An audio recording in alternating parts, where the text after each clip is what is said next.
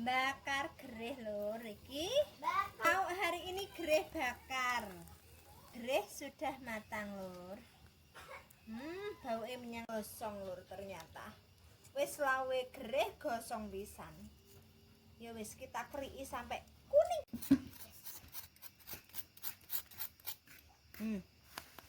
Garing. Sambal bawang, tahu goreng, tidak lupa diplenyok. Tambah terong goreng lur, tapi iki ora usah diulek soalnya iki terongnya empuk banget. Tidak lupa griye godhongane, godhong kates.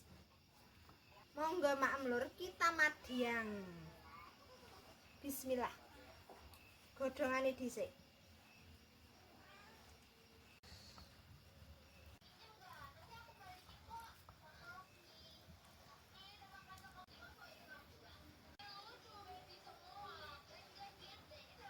Iki mau godhongnya kates enom banget lur. Pucuk.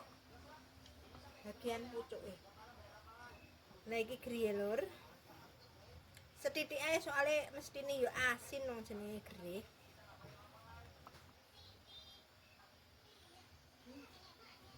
Spesial terong goreng empuk banget. Rene terlalu empuk.